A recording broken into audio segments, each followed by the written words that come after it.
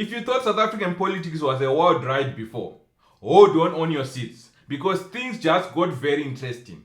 In the very latest episode of Who's Making South Africa Look Bad This Time, the US has effectively slammed the door on Ambassador Ebrahim Rasool, declaring him persona non grata. Why?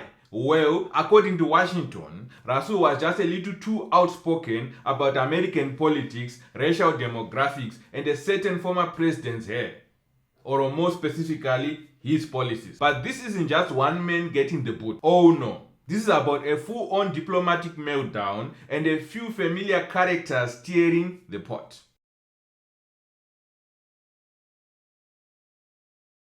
Enter Afriforum and Solidarity, two organizations that have spent more time in Washington than some South African politicians, lobbying up a storm about white victimhood and alleged land grabs. They convinced Trump and his allies that the ANC land reform policies were an elaborate haste against white farmers. The result: Trump froze financial aid to South Africa and practically rolled out the red carpet for Afrikaners seeking asylum in the US. President Trump's decision to cut off aid to South Africa and offer white Afrikaans farmers asylum is based on what many in this country say is a false narrative. The reality is far removed from Trump's executive order, which followed a post on social media by the president stating that South Africa was treating certain classes of people very badly and expropriating land without compensation.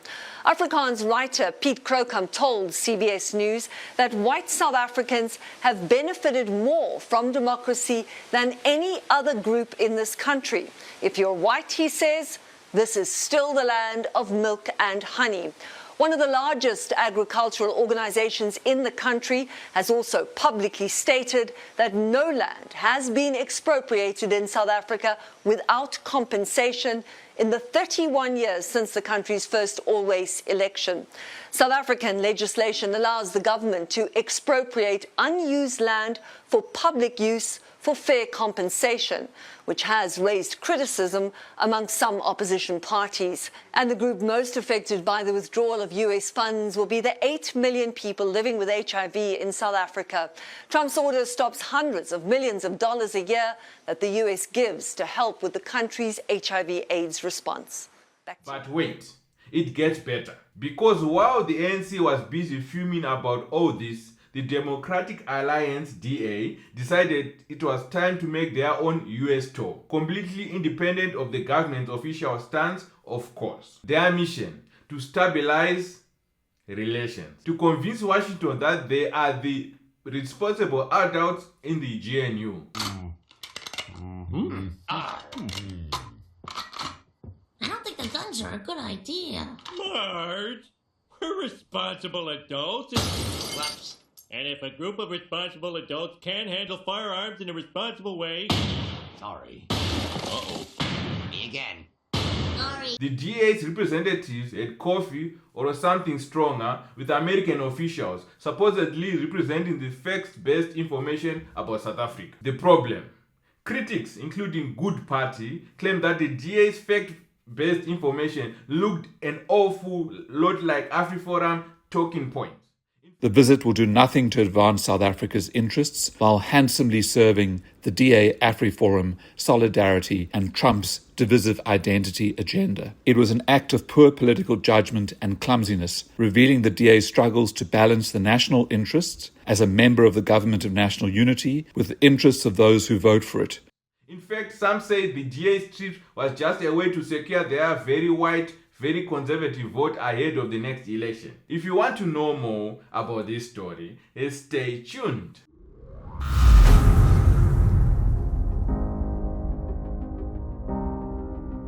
Welcome back to the Fraud News channel. I'm your host, Boss Robert. Thank you to those who have subscribed to the channel, liked, shared and commented on our videos. We appreciate your support. To those who have not yet subscribed to the channel, please show your brother some love and click that subscribe button now so that you won't miss any future giveaways that are to come. Thank you for that, and back to the story. Meanwhile, in the government of national disunity, while all this is going on abroad, the GNU was cracking under the weight of its own contradiction. If you thought getting the ANC and DA to agree on anything was hard, try making them agree on a national budget. The ANC's plan, let's go big, meaning big spending on social welfare, free healthcare, hello, HNI, land reform, and education. The DA's response, that's going to bankrupt the country. They want fiscal restraint, tax cuts, and a more market-driven approach to solving South Africa's problems, because nothing says affordable healthcare like letting private sector handle it. The result, a good old-fashioned budget brawl. The biggest points of contention, number 1, NHI. The ANC wants universal healthcare, but the DA says great idea if we want to scare off every investor and raise taxes until we cry. Number 2, Bella Act. The ANC wants more government control over schools, especially on language policy. Afriforum hates this because it could mean less Afrikaans in schools. The DA, as expected, sides with Afriforum, making this yet another internal GNU headache. Number 3, Land Expropriation Bill. The ANC sees it as justice. Afriforum sees it as theft. The DA sees it as how to lose foreign investment in 5 easy steps. And Trump, he sees it as a reason to save white South African while his own country deals with it, well, everything else. The broader political mess. As if domestic drama weren't enough, South Africa is now playing diplomatic twister, trying to balance relations with US, BRICS, and the rest of the world. The African Growth and Opportunity Act, popularly known as AGOA, South Africa enjoys sweet trade deals under AGOA, but Trump hates the ANC policies. Will he cut it off? Very possible. Just Energy Transition Partnership, GATP, was supposed to be the green energy fund that helps South African transition away from coal.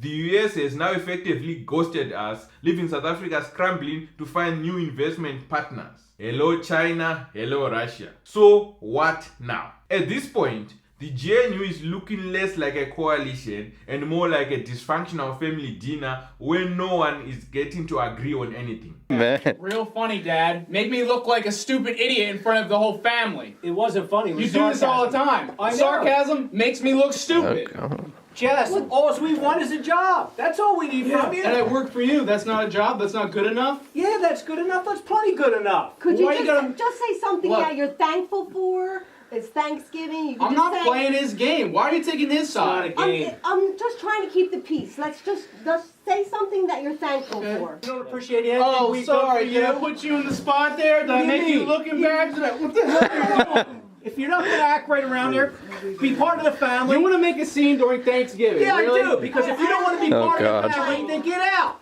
What are you You're not talking- part of the family the way you act. Oh boy. I'm not part of the family? No. You don't act right, you're not part of the family. Oh my God. You throw turkey at me? Don't blow up. The DA is doing its own foreign policy, Afriforum is playing the kingmaker in Washington, and the ANC is watching foreign aid dry up. And what about the rest of us?